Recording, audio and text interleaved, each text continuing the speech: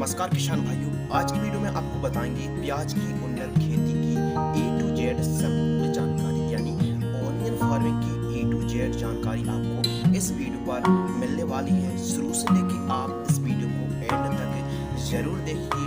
तो इस वीडियो पर हम आपको बताने वाले हैं प्याज की खेती हमको कब करनी चाहिए, मिट्टी और अनुकूल टेम्परेचर प्याज नर्सरी तैयार करते समय कौन सी सावधानी रखनी चाहिए, रबी और खरीफ फसलों के लिए कौन सी किस्में हैं, बीज उपचार कौन से पेस्टिसाइड्स करने चाहिए। इसके अलावा प्रति एकड़ की आवश्यकता पड़ती है, किसान भाई ड्रिप सिंचाई से ड्रिप सिस्टम से कर रहे हैं तो उसके लिए खाद का शेड्यूल फर्टिलाइजेशन है यह कैसा रखना चाहिए,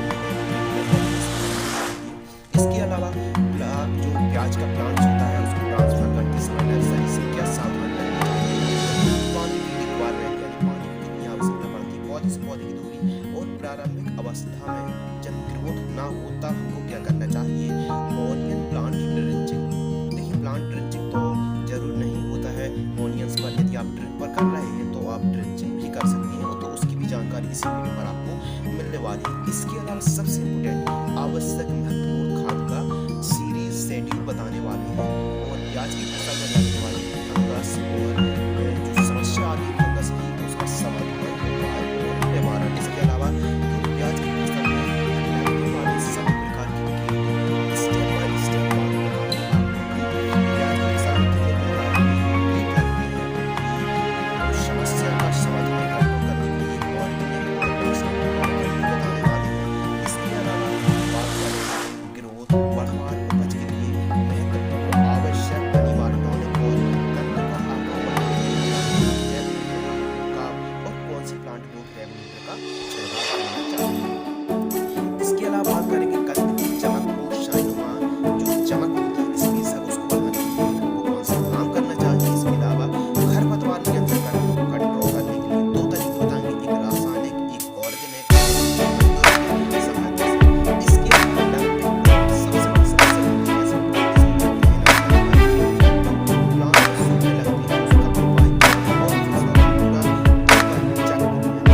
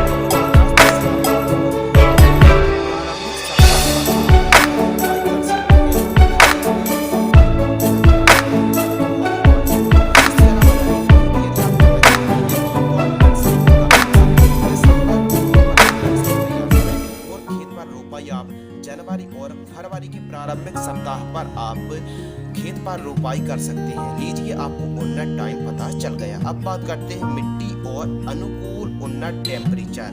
मिट्टी और टेम्परेचर, देखिए मिट्टी की अगर बात की जाए तो आप प्याज की खेती पीली मिट्टी पर, दोमट मिट्टी पर, उत्तम जल निकास वाली मिट्टी पर आप प्याज की खेती कर सकते हैं। ध्यान रखना है अधिक अम्लीय और अधिक क्षारीय मिट्टी नहीं होनी चाहिए। प्याज की खेती के लिए जो जलवायु है, ना अधिक ठंडी हो ना अधिक गर्मी हो, अच्छी कंद बनने के लिए लेकिन आपको ध्यान देना है, अच्छी कंद बनने के लिए आपको मीडियम और अधिक टेम्परेचर की होने की बहुत ही जरूरत पड़ती है। जब हमारे कंद बन रहे हो प्याज के, तो उस समय टेम्परेचर मेन टेम्परेचर रहता है, वो रहता है 30 डिग्री सेल्सियस से लेके 35 डिग्री सेल्सियस तक का टेम्परेचर बहुत ही बढ़िया माना गया है। तब जाके हमारे जो कंद प्याज का अच्छे तरीके से ग्रोइंग हो पाता है। अब बात करते हैं खेत तैयार। हमारे किसान भाई तरह तरह से अलग अलग प्रकार से खेत तैयार करते हैं, लेकिन खेत तैयार करने के लिए सबसे पहले आप प्लाव कल्टीवेटर चलवाकर मिट्टी को ठीक तरीके से पलटवा लीजिए। इसके अलावा खेत में जो चारों तरफ पार होती है, मेड़ होती है, जिसे भी आप जो भी कहते हैं पार मेड़, तो उसकी चारों ओर मतलब कि खरपतवार नहीं रहना चाहिए, अच्छे तरीके से साफ सुथरा खेत हो। फिर आप अंतिम जुताई में क्या करें, 2 से 3 बोरी आप 3 बोरी सिंगल सुपर फास्फेट लीजिए, SSP 3 बोरी। इसके अलावा आप 1 बोरी DAP और 30 किलोग्राम आपको यूरिया लेना है और 1 से 2 ट्राली गोबर की खाद को खेत में अच्छे तरीके से बिखेर दीजिए और की सहायता से आप मिट्टी को पूरी तरह खेत को समतल करा लीजिए। इसके अलावा आप नाली पार या मेड़ बनवा लीजिए जहाँ पर आपको इसके अलावा नर्सरी तैयार करना और नर्सरी तैयार करते समय रखने वाली इस्तेमाल करने वाली जो सावधानी, कौन सी सावधानी बरतने वाली जो सावधानी होती है क्या है। नर्सरी तैयार करना, देखिए नर्सरी तैयार करते समय बहुत ही सावधानी रखनी चाहिए। सबसे पहले आइए जानते हैं नर्सरी प्याज की जो नर्सरी है 40 से 45 दिनों पर आपकी जो प्याज की नर्सरी तैयार हो जाती है। इसके अलावा नर्सरी पर जो नर्सरी होती है डंपिंग पॉट यानी पौधे जिसे हम बोलते हैं मर जाते हैं नर्सरी पर, तो उसके लिए क्या करना है, मैं तो जब पूरी साइड को आप 1 लीटर पानी पर 1 ग्राम की दर से स्प्रे कर सकते हैं। ये तो है रासायनिक तरीका। अब ऑर्गेनिक तरीका यदि देखा जाए तो यानी जब कोई नर्सरी में डंपिंग पॉट ना हो, पौधे ना मरे, तो उसको जो राख होती है, कटने की राख होती है, उसको आपको मतलब प्लांटेशन पर छिड़क देनी चाहिए या फिर उड़ा देनी चाहिए। जैसे ही 40 से 45 दिन से ध्यान रखना एक बात बहुत ही ज्यादा, आपको 40 से 45 दिन से अधिक की नर्सरी नहीं होनी चाहिए। कई किसान भाई आलसी कर देते हैं, यानी 50-60 दिन की नर्सरी हो जाती है तब ट्रांसप्लांट करते हैं, तो जो हमारा पौधा है अच्छे तरीके से ग्रोइंग नहीं होता है। मैक्सिमम आपका 45 दिन से कम ही का हो तब आपको ट्रांसप्लांट कर देनी चाहिए। और ध्यान रखना है जो 40 से 45 दिन तक हमारी जो नर्सरी होती ग्रोइंग नहीं होती, उसके लिए हमको क्या करना है, जैसे कि हमारी नर्सरी में लगा रखी है, जैसे 10 बाई 10 में लगा रखी है, तो उसका ग्रोथ के लिए जैसे 15 से 18 दिन की हमारी नर्सरी होती है, तो 250 ग्राम यूरिया लेना है और बिखेर देना है, मतलब खेत में छिड़क देना है और फिर आपको पानी चला देना है 250 ग्राम यूरिया यानी नाइट्रोजन, और बढ़िया तरीके से जो नर्सरी है हरी होगी, ग्रोइंग होगी। आइए जानते हैं ग्रीष्म के बारे में। तो रबी की बुआई हेतु आप जो मुख्य हाइब्रिड की वैरायटी है Pusa red, Pusa Ratnar, agrifound rose. इसके अलावा खरीफ की बुआई हेतु उन्नत हाइब्रिड की जो बढ़िया वैरायटी है Agrifound dark red N53 hybrid जैसी वैरायटी को आपको चयन करना चाहिए। इसके अलावा आपके एरिया में, आपके वातावरण, आपके एनवायरनमेंट के हिसाब से, आपकी मिट्टी के हिसाब से जो आपके एरिया में उन्नत हाइब्रिड की वैरायटी आप उसी का ही चयन करना चाहिए। इसके अलावा बात करते हैं बीज उपचार यानी सीड्स ट्रीटमेंट। प्याज की जो आप बुआई करते हैं उससे पहले नर्सरी तैयार करते हैं तो आप बीजों को उपचार जरूर करें। रासायनिक तरीके से कर सकते हैं और ऑर्गेनिक तरीके से भी आप बीजों को उपचार कर सकते हैं। रासायनिक से यदि आप बीजों को यानी सीड्स ट्रीटमेंट कर रहे हैं तो मैंगोजेब यानी व्यापारिक नाम डेक्स पावर आता है, उससे आप बीजों को उपचार कर सकते हैं। इसके अलावा यदि आप ऑर्गेनिक तरफ जाना चाहते हैं तो ट्राइकोडर्मा फंगिसाइड आती है, उससे भी आप बीजों को उपचार कर सकते हैं। आइए किसान भाइयों जानते हैं प्रति एकड़ बीजों की आवश्यकता यानी 1 एकड़ पर कितने सीड्स लग जाते हैं। तो 1 एकड़ पर 3 किलोग्राम से 3.5 किलोग्राम 1 एकड़ पर बीज लग जाते हैं, या फिर यूँ कह सकते हैं कि 1 हेक्टेयर पर 8 किलोग्राम से लेके 9 किलोग्राम बीज पर्याप्त होते हैं 1 हेक्टेयर के लिए, और 1 एकड़ के लिए 3 किलोग्राम से लेके 3.5 किलोग्राम 1 एकड़ पर बीज लग जाते हैं। ड्रिप सिंचाई, यदि हमारे किसान भाई सिंपल तरीके से प्याज की खेती कर सकते हैं और ड्रिप पर भी हमारे किसान भाई प्याज की कर सकते हैं।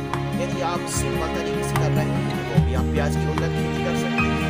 लेकिन यदि आपका बजट है और आप ड्रिप लगाना चाहते हैं, जो बढ़िया है 16 mm और 20 mm दोनों ठीक रहेगी। आप किसी का भी चयन कर सकते हैं। यदि आप जल्दी सिंचाई चाहते हैं तो 20 mm और थोड़ा सा धीरे धीरे सिंचाई चाहते हैं तो 16 mm ड्रिप आप लगा सकते हैं। सिंपल खेती पर यदि आप कर रहे हैं सिंपल खेती प्याज की, तो आप नाली बार या मेड़ बना दीजिए और पानी चला सकते हैं और आप बहा भी सकते हैं क्यारियों और नालियों की सहायता से।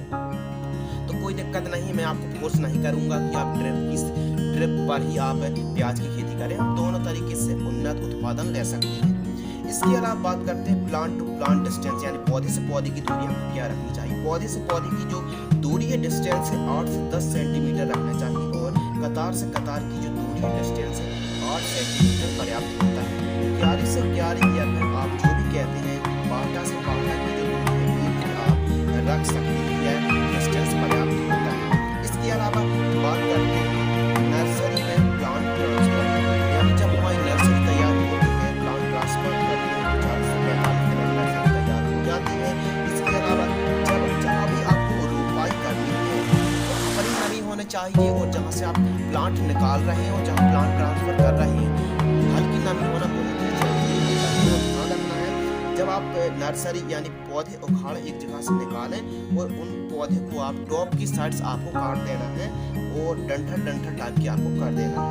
इसके अलावा 10-10 सेंटीमीटर की सीस बढ़ देना चाहिए। बाकी सीस अब सीस ऊपर का टॉप्स जो साइड्स होता है उसकी जो टॉप साइड्स होते हैं जिसे हम भुन्नाई भी बोलते हैं उनको आप काट सकते हैं और आप प्लांटेशन कर सकते हैं। ध्यान रखना नमी होना बहुत ही जरूरी है।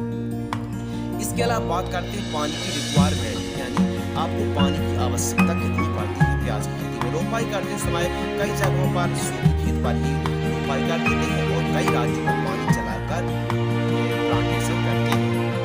तो जो रोपाई और प्लांटेशन की प्रोसेस है तो मैं कहता हूँ आप जब प्लांटेशन रोपाई करें तो बिल्कुल हल्की नमी होनी चाहिए और रोपाई के तुरंत बाद आप पानी चला दीजिए और रोपाई के 7 से 8वें दिन के अंतराल पर, यानी 7-7 8-8 दिन के अंतराल पर आपको पानी चलाते रहना चाहिए। कृपया ध्यान रखना चाहिए जो प्याज की खेती में पानी की बहुत ही जरूरत पड़ती है, यानी मतलब देख रेख की जरूरत पड़ती है, ना कि अधिक पानी की। इसके अलावा अधिक पानी भी ना चलाएं और हल्की नमी होना बहुत ही जरूरी होता है। बीच बीच में हल्की दरारें टूटने लगे तब थोड़ा खेत में यानी थोड़ा सूखा कर खेत में पानी चलाएंगे तो बढ़िया आपको रिजल्ट मिलेगी। अधिक समय का अंतराल भी गैप नहीं करना चाहिए और पानी की सिंचाई को ठीक तरीके से काफी देख रेख के बाद काफी मतलब सही मात्रा पर आवश्यकता अनुसार ही पानी अपनी प्याज की फसल पर चलाना चाहिए। यह वीडियो लंबी हो सकती है लेकिन स्टेप टू स्टेप जानकारी कवर कर रही है और आने वाले जो कुछ दिनों बाद आपको जानकारी मिलेगी, यानी कीट लगने वाली रबी की फसल और खरीफ की फसल। यह वीडियो देखकर आप आसानी से कर सकते हैं। पहले मतलब A to Z step by step आपको जानकारी मिलने वाली, बस इस वीडियो को आप एंड तक जरूर देखें। इसके अलावा बात करते हैं प्रारंभिक अवस्था में, यानी जैसे हमारी फसल 10 से 12 दिन की होती है तो हम चाहते हैं कि हमारी जो प्याज की फसल है थोड़ी सी जल्दी से रूट उसकी पकड़ ले और ग्रोइंग होने लगे। तो उसके लिए 2 उपाय हैं, एक तो ऑर्गेनिक और एक रासायनिक। सबसे पहले ऑर्गेनिक की ओर जाते हैं तो स्प्रे में आपको बायोवीटा लिक्विड को 1 लीटर पानी पर 1 से 2 ml स्प्रे कर सकते हैं जब आपकी फसल 10 से 12 दिन की। इससे ग्रोथ अच्छा होगा और आपकी फसल 10 से 12 दिन की हो। बायोवीटा लिक्विड को आप स्प्रे कर सकते हैं। यदि आप रासायनिक की ओर जाना चाहते हैं ग्रोइंग के लिए तो नागार्जुन का 8 टॉनिक आती है, उसको 1 लीटर पानी पर आप 2 ml से खेत पर स्प्रे कर दीजिए। इसके अलावा बात करते हैं प्याज की फसल पर ड्रिंचिंग। देखिए मैं आपको बिल्कुल नहीं कहूँगा कि आप जो फसल कर रहे हैं उस पर ड्रिंचिंग प्रेफर कर रहे हैं तो ड्रिंचिंग कर सकते हैं और यदि आपका बजट है तो आप ड्रिंचिंग कर सकते हैं। रासायनिक और मैं आपको एक ही बात कहना चाहता हूँ कि जो मैं आपको दवाइयाँ खाद और जानकारी बता रहा हूँ, यदि आपके हिसाब से उस प्रकार की समस्या है तो भी आप दवाइयों को खादों को और इस जानकारी को इस्तेमाल करें। और आप एक बात जरूर याद रखें कि कम से कम कॉस्ट पर ज़्यादा से ज़्यादा प्रोडक्शन लेने की कोशिश करें। लेकिन जो महत्वपूर्ण काफ़ी घातक काफ़ी समस्यामय जो कीट आदि प्रकोप होता है, तो उसी का निवारण करने के लिए यह वीडियो बनाई जा रही है। तो यह वीडियो केवल आपके लिए एजुकेशन पर्पज से दवाइयों का किसी भी कंपनी का प्रचार प्रसार करना बिल्कुल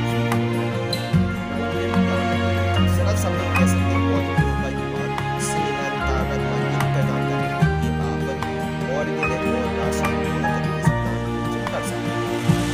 यदि आप ऑप्शनल है ड्रिंचिंग करना यानी प्याज की फसल पर, यदि आप प्याज की फसल में उतनी आवश्यकता नहीं पड़ती है तो आप ड्रिप की सहायता से यदि करना चाहते हैं, बजट है तो आप दे सकते हैं।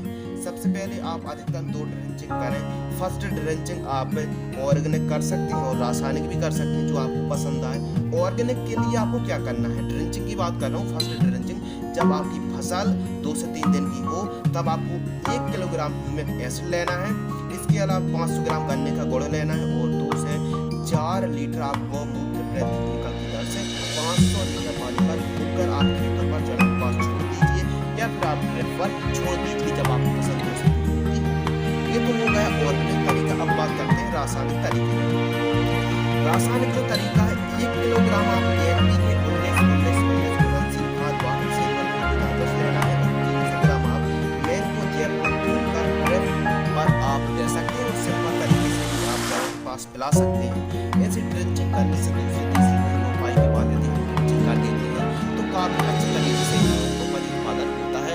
और यदि आपका बजट नहीं है तो मैं तो कहता हूँ भब्बड़ पर या फिर इस प्रकार की समस्या पर पड़ने की कोई ज़रूरत नहीं है। कोई ज़रूरत नहीं है आपको ड्रिंचिंग करने की। चलिए आगे बढ़ते हैं, बात करते हैं प्याज की फसल के लिए आवश्यक महत्वपूर्ण और अनिवार्य खादों का शेड्यूल। काफ़ी ज़्यादा जानकारी इस वीडियो पर भरी हुई है और अभी इम्पोर्टेंट टॉपिक आ चुका है, तो आप नोट भी कर सकते हैं और कृपया ध्यान से तो आपको सुनना ही सुनना है। बहुत ही महत्वपूर्ण टॉपिक अब चालू होता है, यानी प्याज की फसल के लिए आवश्यक महत्वपूर्ण और अनिवार्य खादों का जो शेड्यूल है आपके लिए स्पेशल तैयार किया गया है। इसके लिए मैं आपको 2 तरीके से शेड्यूल बताता हूँ, एक तो ऑर्गेनिक तरीके से, एक रासायनिक तरीके से। आप ऑर्गेनिक तरीके से भी प्याज की खेती कर सकते हैं और रासायनिक तरीके से भी प्याज की खेती कर सकते हैं। सबसे पहले ऑर्गेनिक खाद के बारे में बात करते हैं। जैसे हमारी फसल प्रति एकड़ की दर से मैं पूरी जानकारी आपको बता रहा हूँ। ऑर्गेनिक खाद का शेड्यूल, जैसे ही हमारी फसल 10 से 12 दिन की होती है तो एक MPF कंपनी का सुपर ह्यूमिक गोल्ड फर्टिलाइजर्स आती है जो पूरी तरह ऑर्गेनिक एग्रीकल्चर पर निर्भर है। 5 किलोग्राम आपको लेना है और जड़ों के पास देना है प्रति एकड़ की सहायता से, और ड्रिप पर भी आप छोड़ सकते हैं, कोई दिक्कत की बात नहीं है। लीजिए 10 से 12 दिन की या MPF कंपनी का ह्यूमिक जो गोल्ड सुपर आता है उसको 5 किलोग्राम 1 एकड़ पर दे सकते हैं। जैसे ही हमारी फसल 25 दिन की होती है लगभग, तो थोड़ा सा और कंपनी की सागरिका दानेदार ग्रेन्यूल्स फॉर्म में आती है, उसका 5 किलोग्राम 1 एकड़ पर जड़ों के पास दीजिए और पानी चला दीजिए। इसके अलावा जैसे हमारी फसल लगभग 35 दिन की होती है तो बायोवीटा दानेदार आधा 100% ऑर्गेनिक होता है, जो समुद्री शैवाल से निर्मित होता है। इसको तो बायोवीटा दानेदार को आप 10 किलोग्राम 1 एकड़ पर जैसे ही हमारी फसल 35 दिन की होती है तो हमको दे देना है। जैसे ही हमारी फसल 40 दिन की तो हमको जैव बैक्टीरिया माइकोराइजा जैव बैक्टीरिया को दे सकते हैं। ये सब ऑर्गेनिक है। 4 किलोग्राम आप K-Max सुपर को लीजिए और आप 1 एकड़ पर दे दीजिए और पानी चला दीजिए। K-Max सुपर को आप ड्रिप की सहायता से, ड्रिप सिंचाई से भी आप दे सकते हैं। इसके अलावा एजोटोबैक्टर जो कि नाइट्रोजन की कमी को दूर करता है, जैसे कि मार्केटिंग नाम इफेक्ट ग्रोथ आता है। एजोटोबैक्टर 50 से 60 दिन जब फसल होती है तो हम 3 किलोग्राम आप दे सकते हैं 1 एकड़ पर एजोटोबैक्टर। ये तो हो गया ऑर्गेनिक तरीका, यदि आप ऑर्गेनिक खेती कर रहे हैं तो कर सकते हैं। अब बात करते हैं रासायनिक खादों का शेड्यूल। मैं 2 शेड्यूल बता रहा हूँ, एक ऑर्गेनिक और एक रासायनिक। ऑर्गेनिक मैंने आपको बता दिया। अब बात करता हूँ रासायनिक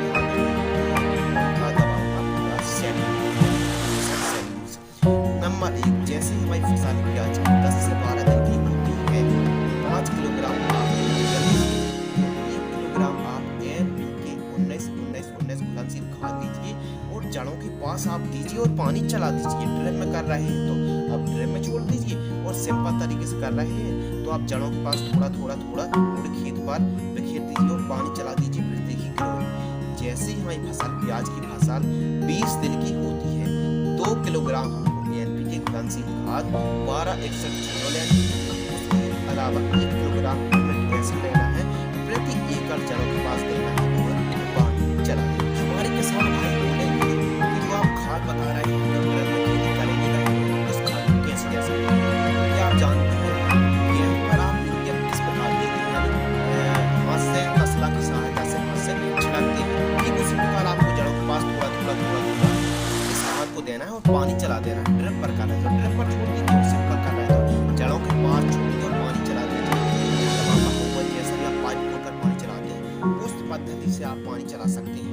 देखिए यह वीडियो इसलिए लंबी हो जाएगी क्योंकि परिपूर्ण है, पूरी जानकारी है, ऑर्गेनिक रासायनिक दोनों को लेकर चल रहे हैं तो जानकारी लंबी होना स्वाभाविक बात है। बात करते हैं हमारी फसल प्याज की जैसे 30 दिन की होती है तो हमको 3 किलोग्राम 174400 NPK घुलनशील खाद देना है, 2 किलोग्राम हमको सल्फर युक्त खाद लेना है, प्रति एकड़ जड़ों के पास देना है और पानी चला देना है। इसके अलावा जैसे हमारी प्याज की फसल 40 से 45 दिन की होती है 4 किलोग्राम 34 NPK घुलनशील खाद लेना है, 200 ग्राम हमको थायरम फंगिसाइड लेना है और 2 किलोग्राम खाद लेना है, पास छोड़ देना है, बढ़िया को बढ़िया। इसके अलावा बात करते हैं जैसे हमारी फसल 55 से 60 दिन की प्याज की फसल है तो हमको क्या करना है? इनको कंपनी की सागी का दानेदार आदि 10 किलोग्राम लेना है, 25 किलोग्राम आपको यूरिया लेना है, 1 केजी आपको बोरॉन 20% जो आती है 1 किलोग्राम लेना है, जड़ों के पास देना है और पानी चला देना है। नोट, यदि आप ड्रिप पर प्याज की खेती कर रहे हैं तो यही खाद आप ड्रिप पर भी दे सकते हैं। सिंपल खेती कर रहे हैं तो जड़ों के पास दे सकते हैं, इसलिए आप बाद में कमेंट ना करें कि ड्रिप पर कैसे दें और सिंपल तरीके से कैसे दें। इसके अलावा बात करते हैं दोनों जो घुलनशील ही खाद है यानी ऑर्गेनिक भी और रासायनिक भी। इसके अलावा प्याज की फसल 70 से 80 दिन की होती है तो 4 किलोग्राम आपको 0050 NPK घुलनशील खाद, 25 किलोग्राम आपको SSP सिंगल सुपर फास्फेट और कैल्शियम नाइट्रेट युक्त खाद आपको 5 किलोग्राम देना है और जड़ों के पास दे देना है और अंतिम खाद और सुन लीजिए 11 मिला फर्टिलाइजर यदि आप देना चाहते हैं तो उसकी भी रिजल्ट हमारे किसान द्वारा काफी पॉजिटिव रिजल्ट आए तो 11 मिला जो फर्टिलाइजर्स आती है यह भी काफी अच्छी है। अंतिम खाद पर दे सकते हैं 10 किलोग्राम एक एकड़ पर।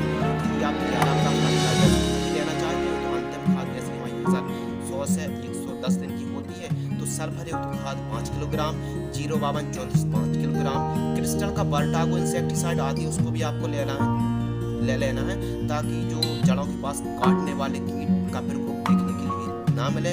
बर्टागो आपको 2 किलोग्राम, बायोवीटा दानेदार 10 किलोग्राम आपको लेना है और आप अंतिम पानी पर या फिर अंतिम खाद आप ले लेना है। या फिर अंतिम खाद जब आप फसल 100 या 110 दिन की होती है तब आप दे दीजिए, पानी चला दीजिए आपकी खाद का सेट याद रखना है। यदि आपको लग रहा है कि यह खाद थोड़ी सी कॉस्टली है तो ज़्यादा ही खर्च आ जाएगा तो आप इस खाद को सीधा 50% कर लीजिए या सीधा इस खाद को आधा कर लीजिए। लेकिन जो आपको जानकारी लग रही है मैं आपको बता रहा हूँ इसीलिए आपको यह खाद ज़्यादा लग सकती है लेकिन कोई ज़्यादा नहीं। किसान भाई अब बात करते हैं हमारी प्याज की फसल में कितने प्रकार की फंगस आती है, कब आते हैं और उनका रोकने का उपाय तरीका ऑर्गेनिक और रासायनिक क्या है। तो आपको बस इस वीडियो को आप एंड तक जरूर देखना और बेल आइकन को प्रेस कर लेना ताकि आपको ऐसी और भी इंटरेस्टिंग वीडियो आने वाली है। प्याज की फसल में जैसे एंथ्रेक्नोसिस, पिंक रूट रॉट, इसके अलावा पाउडरी मिल्ड्यू, डाउनी मिल्ड्यू, वैगनी धब्बा जिसे हम पर्पल ब्लॉच कहते हैं, इसके अलावा ब्लाइट जैसे लीफ ब्लास्ट, लीफ ब्लाइट, आर्द्र गलन, इसके अलावा झुलसा रोग, पूरा विकलन रोग और जीवाणु विकलन की सांस पत्तियां ऊपर से पीली प्रकार झुकने लगती है आपको नुकसान होता है। तो यह गिले-चुले फंगस आते हैं लेकिन काफी ज्यादा नुकसान पहुंचाते हैं। आपने देखा होगा पर्पल ब्लॉच यानी वैगनी आप इस इमेज पर देख सकते हैं। यह पर्पल ब्लॉच ज्यादा जो अटैक देखने के लिए मिलता है होता है डंठलों पर और डंठलों के साथ साथ तना पर भी यह ग्रस्त हो जाता है। स्पेशल पत्तों पर काफी ज्यादा अटैक देखने के लिए मिलता है पर्पल ब्लॉच का, वैगनी धब्बा का। तो इसको कंट्रोल करने का उपाय क्या है? आपको AM45 लेना है यानी इंडोफिल का जो मैंकोजेब 45% उसको आपको ले लेना है।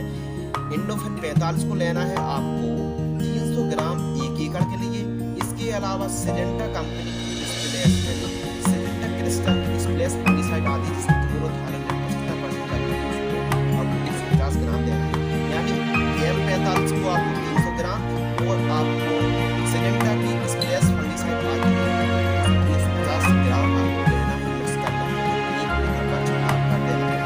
जब भी आपकी फसल पर पर्पल ब्लॉच मुख्य अवस्था में अटैक देखने के लिए मिलता है, तब आप स्प्रे कर सकते हैं। इसके अलावा बात करते हैं आर्टिकल डंपिंग ऑफ। रोपाई की जैसे ही हम रोपाई कर देते हैं तो हमारे जो पौधे होते हैं डंपिंग ऑफ यानी मरने लगते हैं। उसके लिए आपको मैंने पहले ही बता दिया कि आप रोपाई के समय ही बीजों को उपचार कर लें। उसके अलावा जैसे ही आप प्लांटेशन करते हैं, प्लांटेशन करने से पहले जब आप प्लांट नर्सरी से निकालते हैं, जब आप उसकी टॉप सीड्स को कट करते हैं तो उस समय आपको क्या करना है, 15 लीटर आपको पानी लेना है, 15 से 20 लीटर, और उस पर आपको 300 ग्राम कार्बेंडा जिंक आपको मिला देना है। और जो प्लांट्स की जड़ें होती हैं आपको प्लांटेशन कर देना है। जैसे कार्बेंडा जिंक उसको ले सकते हैं और जड़ों डुबा कर आप प्लांटेशन कर दीजिए। आपके प्लांट है बिल्कुल डंपिंग ऑफ नहीं। किसान भाइयों प्याज तरह तरह प्रकार की फंगस आते हैं। यह जानकारी काफी यूजफुल है। काफी मेहनत के बाद, काफी एक्सपेरिमेंट करने के बाद, मैं खुद एक किसान हूँ इसलिए मैं आपको जानकारी दे रहा हूँ, आपको सही जानकारी ही दूंगा।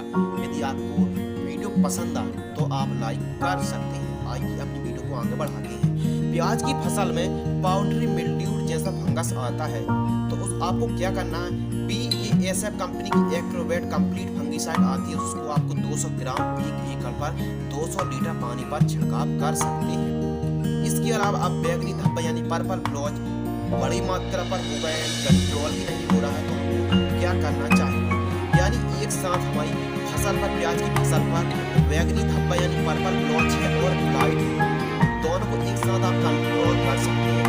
कॉपर ऑक्सीक्लोराइड को आप स्प्रे कर सकते हैं। जैसे सिलेंडर क्रिस्टल की ब्लू कॉपर फंगिसाइड आती है जिसमें कॉपर ऑक्सीक्लोराइड या किसी आप अन्य कंपनी का ले सकते हैं। पर्पल ब्लॉच और ब्लाइट एक साथ आप नियंत्रण कर सकते हैं कॉपर ऑक्सीक्लोराइड से।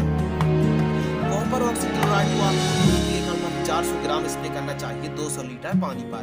अब बात करते हैं प्याज की फसल पर डाउनी मिल्ड्यू यानी पत्तियां जो होती हैं ऊपर से सूखने लगती हैं, पीली पड़कर ग्रोथ रुक जाती है, एकदम स्टॉप हो जाती है और टोटल पत्तियां ऊपर से सूखने लगती हैं। यानी किसान भाइयों कहने का मतलब ये है हमारी फसलों पर डाउनी मिल्ड्यू भी है, ब्लाइट भी है, लीफ ब्लाइट भी है। तो ऐसी कंडीशन में यानी पत्तियां पीली होकर ऊपर से झुकने लगे और ग्रोथ बढ़वार उपज रुक जाए तो बाय कंपनी का एरिड फंगिसाइड आता है जिसमें फ्यूजीफाइल AL 80% है, उसको आप 200 ml पर स्प्रे कर सकते हैं।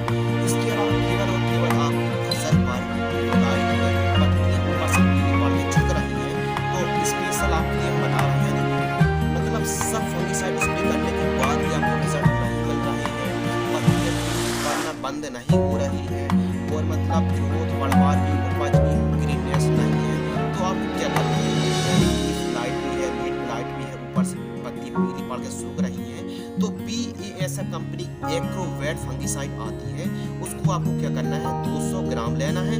और पोलीराम BASF कंपनी का पोलीराम फंगिसाइड आता है, उसको आपको 400 ग्राम लेना है, यानी एक्रोवेट को 200 ग्राम और पोलीराम को 400 ग्राम लेना है और 1 एकड़ पर 200 लीटर पानी पर मिक्स करके छिड़काव कर देना है।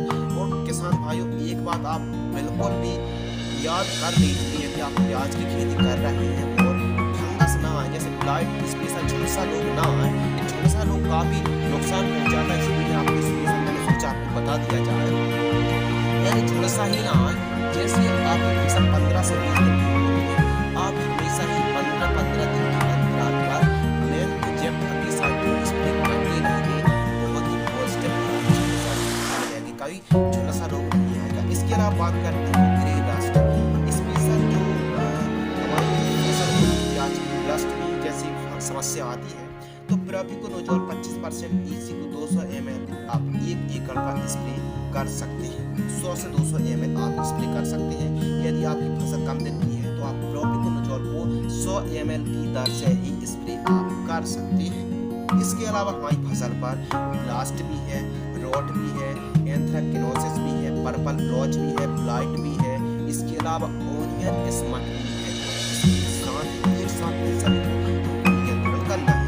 तो मैं जब आपको 200 ग्राम लेना है और एक PI इंडस्ट्री का कीटोजन के साथ आता है, कीटोजन 48% इसके अच्छे और पॉजिटिव रिजल्ट मिलेंगे। मैं जब और कीटोजन को दोनों को मिक्स करके इसमें कर देना है आपको एक ही कप कीटोजन 100 ml लेना है, 200 ग्राम अच्छे बढ़िया रिजल्ट आपको मिलेंगे।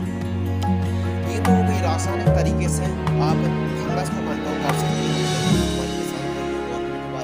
ऑर्गेनिक में भी हम बता दें कि लगभग सभी एक साथ आप कंट्रोल कर सकते हैं फंगस को।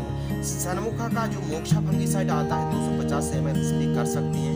बायो फर्टिलाइजर्स कैलिबर आता है 300 ml एक एकड़ पर स्प्रे करें। यह भी काफी हद तक फंगस को कंट्रोल करके रखते हैं। यह आप पर डिपेंड है कि आप ऑर्गेनिक तरीका अपनाना चाहते हैं या फिर रासायनिक तरीका अपनाना चाहते हैं। मैं तो कहता हूँ आप एक ही दम से रासायनिक को छोड़कर ऑर्गेनिक पर तो नहीं आ सकते हैं, लेकिन धीरे धीरे आप कुछ मात्रा पर ऑर्गेनिक भी इस्तेमाल आप कर सकते हैं। प्याज की फसल में लगने वाले कीट, यानी प्याज की फसल पर कितने प्रकार के कीट आते हैं, कब आते हैं, और ऐसी कंडीशन में आपको बता दूं, मैंने आपको फंगस बताया है, जब आप फंगस का अटैक हो तब आप स्प्रे कर सकते हैं। यदि आपकी फसल हरी भरी है, कोई फंगस नहीं है, तो आप फंगिसाइड को स्प्रे करने की कोई जरूरत नहीं है। और फंगस आ रहे हैं तो शुरुआती अवस्था में फंगिसाइड को स्प्रे करना चाहिए। अब बात करते हैं प्याज की फसल में कितने प्रकार के कीट आते हैं, कब आते हैं, उनसे क्या समस्या होती है और उनको निवारण करने की क्या क्या तरीके हैं। तो मैं तो आपको हमेशा से ही मतलब इस वीडियो पर स्टार्टिंग से ही दो तरीके बताते आ रहा हूँ, एक तो ऑर्गेनिक और एक रासायनिक, यानी हमारी फसल के। सबसे पहले तो जान लेते हैं कि कितने प्रकार के कीट आते हैं, जैसे कि थ्रिप्स, सुंडी, कटुआ सुंडी, और प्याज की जो मक्खी होती है शीर्ष भेदक कीट होता है। इसके अलावा छोटी बड़ी इल्ली थ्रिप्स होती है, सफेद मक्खी होती है, या फिर जैसे पिंक वर्म होती है, छोटी मच्छर। इसके अलावा तरह तरह की इल्लियां होती है, तना छेदक होती है, माऊ, हॉर्स, मिलीबग, और सबसे ज्यादा थ्रिप्स का। तो इन सभी को कंट्रोल करने के लिए ऐसी दवाइयां बता रहा हूँ जो एक साथ कंट्रोल कर सकते हैं। सबसे पहले बात करते हैं ऑर्गेनिक, बात करते हैं रासायनिक। ऑर्गेनिक पर आप एक साथ इल्लियों का, थ्रिप्स का और रस चूसक चबाने वाले कीटों को कंट्रोल करना चाहते हैं, तो आपको क्या करना है। ऑर्गेनिक पर डाउ एग्रोसाइंस की जो सक्सेस इंसेक्टिसाइड आती है 80 ml आपको एक एकड़ पर स्प्रे करना है। जब भी आपकी प्याज की फसलों पर, याद रखना प्याज की जो पत्ते होते हैं उनको आप दूर दूर करके देखें, कहीं अंदर जो रस चूसक कीट होते हैं वो प्याज के पत्तों की हमेशा अंदर साइड अटैक करते हैं, जो देखने में काफी मुश्किल होता है। प्याज के जो रस होते हैं उसको चूसने का काम करते रहते हैं, प्याज की फसल कमजोर कर देते हैं। उसके लिए डाउ एग्रोसाइंस की डेलीगेट भी आती है और सक्सेस भी आती है। सक्सेस को आप डाउ एग्रोसाइंस की सक्सेस इंसेक्टिसाइड को आप 80 ml एक एकड़ पर 200 लीटर पानी पर स्प्रे कर सकते हैं, जब भी आपकी प्याज की फसल पर। इसके अलावा ये सभी कीटों को इसके अलावा डेलीगेट भी 3 लेवल के इंसेक्टिसाइड इस पानी को अलग से 7% इंसेक्टिसाइड और इल्ली हो, थ्रिप्स हो, रस चूसक कीट हो, चबाने वाले कीट हो, डेलीगेट भी सभी को कंट्रोल करते हैं। आपको डाउ एग्रोसाइंस की जो डेलीगेट आती है उसको भी आपको 100 ml एक एकड़ पर स्प्रे करेंगे तो भी आपको अच्छे रिजल्ट मिलेंगे। इसके अलावा रस चूसक कीटों को नियंत्रण करती है सनमुखा कंपनी की जो तेजस इंसेक्टिसाइड आती है, यह भी आप ऑर्गेनिक तौर पर इस्तेमाल कर सकते हैं। अब बात करते हैं रासायनिक तरीका। आपको जो पसंद है आप उससे इस्तेमाल कर सकते हैं, लेकिन जो मैं आपको ऑर्गेनिक बता रहा हूँ वह भी 100% रिजल्ट देगा, और जो रासायनिक बता रहा हूँ उससे भी आपको 100% रिजल्ट मिलेगा। तो रासायनिक सुनिए, जैसे रस चूसक कीटों को कंट्रोल करने के लिए आपको क्या करना चाहिए। जब भी आपकी फसल पर और आपको उड़ने वाले जो कीट होते हैं तब आप स्प्रे कर सकते हैं रस चूसक कीटों के लिए। क्रिस्टा सिजेंटा कंपनी की अली का इंसेक्टिसाइड आती है 80 ml एक एकड़ पर स्प्रे कर सकते हैं। सिजेंटा क्रिस्टल की पॉलीट्रिन इंसेक्टिसाइड आती है 250 ml स्प्रे कर सकते हैं, जब भी आपकी फसलों पर कीटों का। बायर कंपनी की कॉन्फिडोर सुपर आती है 50 ml एक एकड़ पर स्प्रे कर सकते हैं। यह भी रस चूसक कीटों को कंट्रोल करती है। घरडा कंपनी की पुलिस इंसेक्टिसाइड आती है, 200 ml एक एकड़ पर स्प्रे करेंगे तो आपको अच्छे रिजल्ट मिलेंगे। चूसने वाले कीटों को जो रस चूसक कीट होते हैं, इल्ली होती है, थ्रिप्स होती है, उसकी बात आगे करेंगे, लेकिन जो थ्रिप्स होती है, रस चूसक कीट होती है। इसके अलावा कहने का मतलब ये है प्याज में रस चूसक कीटों का अटैक है तो आप घरडा का पुलिस सिजेंटा की अलिका, सिजेंटा की पोलिट्रिन को आप स्प्रे कर सकते हैं। बाहर कंपनी की मोनोक्रोट स्प्रे, किसी को भी आप एक चेक करके स्प्रे कर सकते हैं। अब बात करते हैं बड़ी मात्रा पर बड़े पत्ते को काटने वाले अनेक काटने वाले तो बाहर कंपनी सोलेमन को एक एकड़ पर 100 ml स्प्रे करें। सभी कीटों को आप एक साथ कंट्रोल कर सकते हैं। चूसने वाले कीटों को भी आप एक साथ कंट्रोल कर सकते हैं बाहर कंपनी सोलेमन इंसेक्टिसाइड से। इसके अलावा किसान भाई, यदि आप और दूसरी इंसेक्टिसाइड का इस्तेमाल करना चाहते हो तो घरडा कंपनी की किंगडोक्सा जो आती है, किंगडोक्सा इंडोक्सा कार्ब, इसको आप 100 ml स्प्रे कर सकते हैं। एक एकड़ पर सभी कीटों को नियंत्रण करेगी। इसके अलावा अदामा इंडिया कंपनी की इंपीरियल इंसेक्टिसाइड आती है, यह भी जो काटने वाले कीट होते हैं, चबाने वाले कीट होते हैं, तो अभी आप अदामा इंडिया कंपनी की इंपीरियल इंसेक्टिसाइड को 150 ml एक एकड़ पर स्प्रे कर सकते हैं। बायर कंपनी की मोमेंटो एनर्जी आती है, यदि कंट्रोल करना तो आप बायर कंपनी की मोमेंटो एनर्जी को 200 ml एक एकड़ पर स्प्रे कर सकते हैं। इधर चूसक कीटों के साथ साथ कीड़ों को कंट्रोल कर सकते हैं। इसके लिए ग्रोथ बढ़वा उपज और उत्पादन के लिए केवल और केवल 2 टॉनिक बनाना है, एक ऑर्गेनिक और एक रासायनिक। जो मैं आपको जानकारी बता रहा हूँ इसको ओवर अब दवाइयाँ जो मैं आपको बता रहा हूँ इसकी आप चाहते हैं कि और विस्तार से जानकारी मिले, उसका टेक्निकल, उसका प्राइस, तो लिंक डिस्क्रिप्शन में मिल जाएगी। आपको A to Z संपूर्ण जानकारी वहाँ पर ही मिलने वाली है, आप जा कर देख सकते हैं। लेकिन एक वीडियो पर टेक्निकल्स नाम के साथ साथ उसका प्राइस, रिजल्ट कवर करने का वीडियो लंबी हो जाएगी, तो मैं सोच रहा हूँ आपको दवाइयों के नाम और आपको डोज बताते जा रहा हूँ, काम करने का तरीका। तो मोमेंटो एनर्जी को आपको 200 ml स्प्रे करना है, रस चूसक जब 40 दिन की हो तो PI इंडस्ट्री की बायोवीटा आती है, उसको एक एकड़ पर 200 ml स्प्रे करना चाहिए। और रासायनिक के लिए आप एक एकड़ पर आपको वो सबसे बड़ा आती है, वैसे भी आपको 40 कृषि रासायनिक आप एक एकड़ पर 200 ml स्प्रे कर सकते हैं। अब बात आती है सबसे ज़्यादा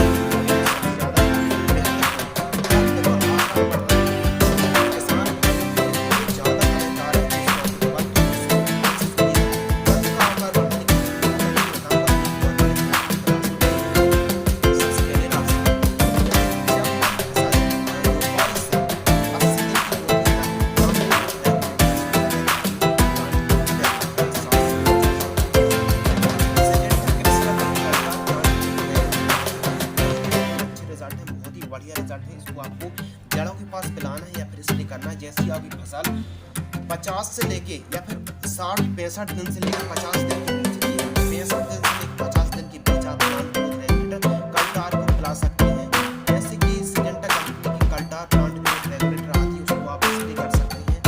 एक एकड़ पे आप 100 ml स्प्रे करना बहुत ही अच्छे रिजल्ट मिलेगी। या फिर FMC की लगन आती है, दोनों पर सेम टेक्निकल पेट्रोमीटर जो 30%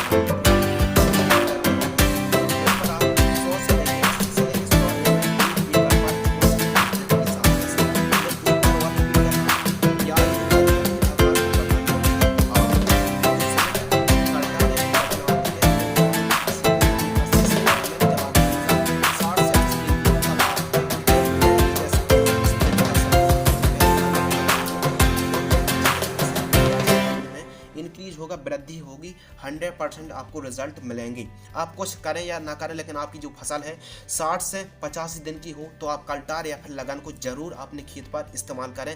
बहुत ही अच्छे तरीके से कंद इंक्रीज होंगे, वृद्धि होगी।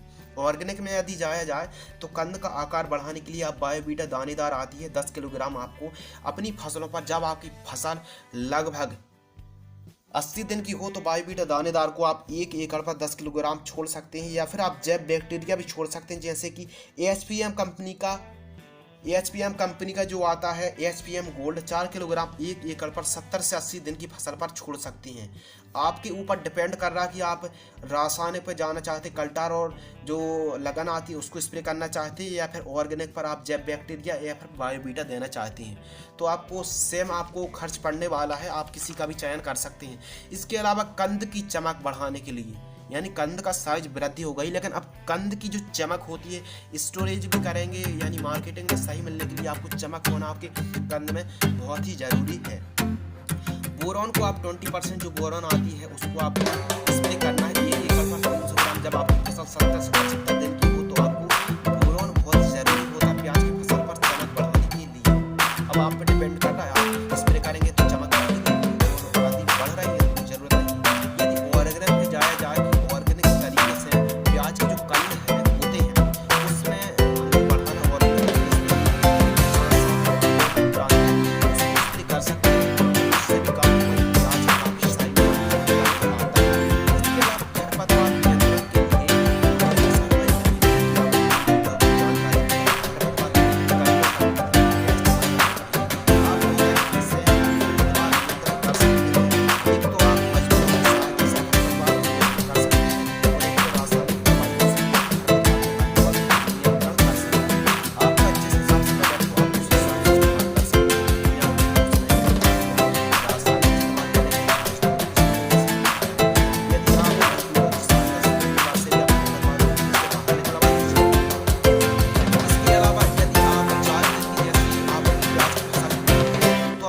सेकंड टाइम मजदूरों की सहायता से खेत को मतलब मिट्टी को पलटवा दीजिए। खुरपी या कुल्पा की सहायता से आप मिट्टी को ठीक तरीके से पलटवा लीजिए।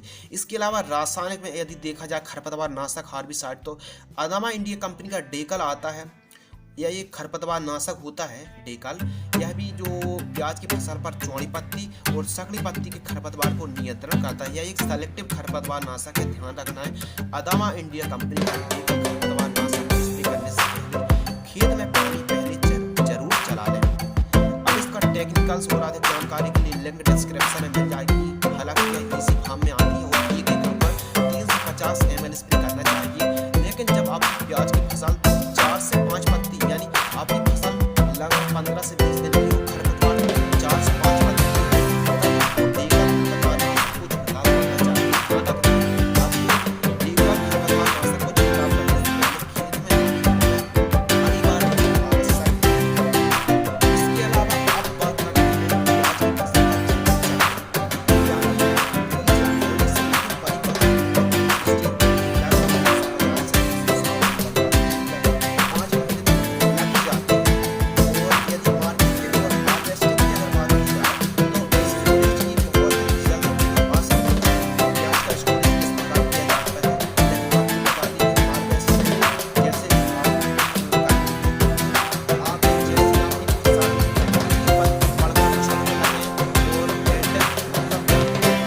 चल रहे हो प्याज की फसल की, यानी पीले पत्ते पड़ने लगते हैं, सूखने लगते हैं, तो आपको क्या करना है, आपको जैसे ही पीले पत्ते सूखने लगे तो आपको मतलब हार्वेस्टिंग चालू कर देनी है। और प्याज को जहाँ से आप उखाड़ रहे हैं वहीं पर खेत पर ही 12 से 15 दिनों तक खेत में ही प्याज को पड़ी रहने दें, जिससे ठीक तरीके से सूख जाए। या इसलिए क्योंकि जब हमारी प्याज खेत में पड़ी रहेगी अच्छे तरीके से घाम लग जाएगा, तो स्टोरेज जब हम करेंगे तो हमारी फसल में काली मस्सी और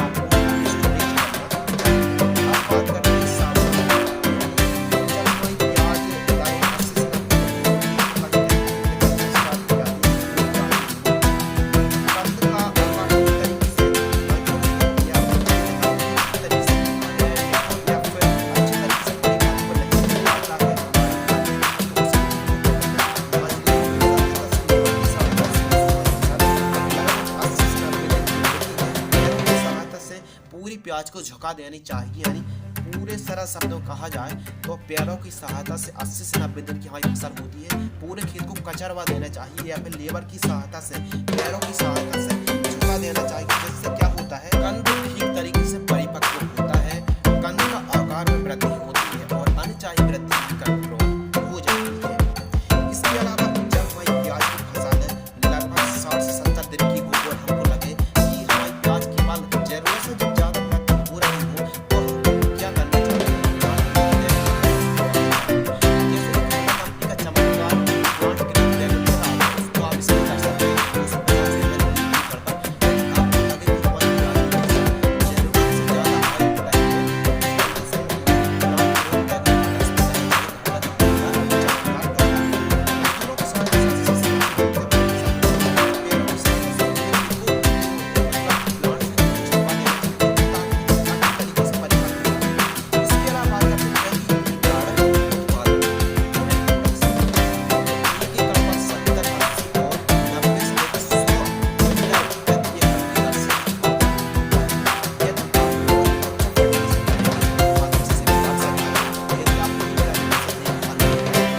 उत्पादन कम भी हो सकता है। तो किसान भाइयों, आज की वीडियो में हमने आपको प्याज की उन्नत खेती की A to Z संपूर्ण जानकारी बताई। यह वीडियो इसलिए लंबी हुई क्योंकि इस वीडियो पर आपको A to Z knowledge, A to Z जानकारी कवर करने की कोशिश की गई। इस वीडियो पर हमने ऑर्गेनिक तरीका ही बताया, रासायनिक तरीके से भी आप दोनों तरीके से प्याज की ऑनियन की फार्मिंग कर सकते हैं। A to Z जानकारी दी। यदि इतनी वीडियो देखने के बाद आपके मन में कोई सवाल है, सुझाव है तो आप आप कमेंट सेक्शन में सवाल या सुझाव पूछ सकते हैं। हमारा चैनल आपको इस तुरंत कमेंट का रिप्लाई करता है और ऐसे ही बहुत आने वाली वीडियो आने वाली अलग-अलग आपको वीडियो देखने वाले हैं। बस ऐसी ही चाहते हैं, बस इस वीडियो को आप लाइक कीजिए, शेयर जरूर कीजिए। यदि आपको लगता है कि इस तरीके से आप पूरा स्क्रीन आप आधा मार्केट से खरीदना और इससे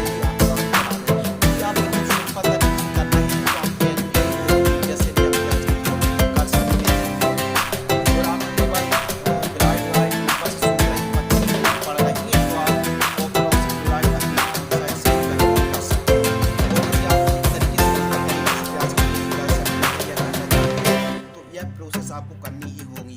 यदि मैं आपको कहूं कि थोड़ा सा यदि इससे जो कॉस्ट है कम कैसे की जा सकती है तो आप ड्रेंचिंग मत कीजिए और कीट उपचार को आप जरूर कीजिए। इसके अलावा आप केवल इलेक्ट्रॉनिक सागरिका को या